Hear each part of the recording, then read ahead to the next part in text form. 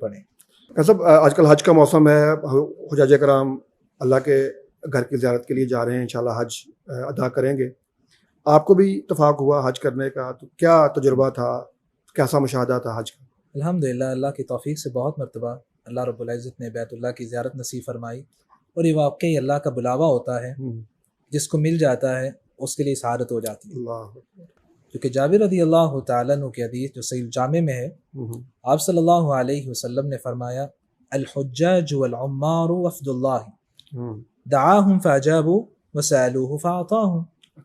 یہ حاجی اور یہ عمرہ کرنے والے جو ہیں یہ اللہ کا وفد ہیں، اللہ کے بلائے ہوئے لوگ ہوتے ہیں، اللہ نے بلایا تو یہ آ جاتے ہیں، پھر جو مانگتے ہیں اللہ عطا بھی کرتے ہیں۔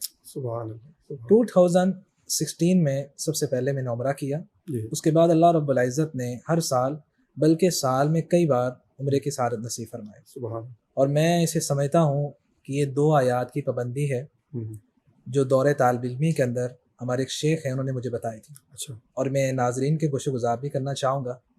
وہ کہا کرتے تھے کہ جو تشہد میں جب ساری دعائیں پڑھ لے تو اس کے بعد ان 2 دعاؤں کو پڑھ لیتا ہے، اللہ اسے ضرور بار بار عمرے کی توفیق دیتے ہیں، اور اس وقت کوئی دعا مانگی بھی جا سکتی ہے، جس طرح کہ صحیح بخاری میں نبی اکرم صلی اللہ علیہ وسلم کا فرمان ہے ثم لیتخیر من الدعاء اعجبہ الیہ فیدعو۔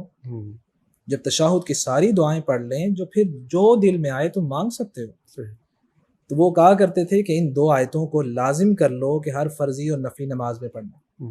پہلی آیت مبارکہ سورۃ البقرہ میں ہے وَأَرِنَا مَنَاسِكَنَا وَتُبْ عَلَيْنَا إِنَّكَ أَنْتَ التَّوَّابُ الرَّحِيمُ، اور دوسری آیت کریمہ سورۃ توبہ میں ہے وَقَالُوا حَسْبُنَا اللَّهُ سَيُؤْتِينَا اللَّهُ مِنْ فَضْلِهِ وَرَسُولُهُ إِنَّا إِلَى اللَّهِ رَاغِبُونَ۔ اللہ کی رحمت اور عطا کے بعد واقعی جب سے ان 2 آیتوں کا ورد اور تشہد کی حالت میں پڑھنا شروع کیا ہے، اللہ نے ہر سال بھی بلایا ہے اور سال میں بھی کئی بار بلایا ہے۔ یہ تو بڑا آپ نے نسخہ بتا دیا ہے، اللہ کرے انشاءاللہ تعالی ہم بھی پڑھیں گے، بلکہ ہم ناظرین سے بھی کہیں گے کہ آپ بھی پڑھیں انشاءاللہ۔ اللہ تعالیٰ اس کی برکت سے جو ہے وہ ہمیں بھی یہ توفیق عطا فرمائے۔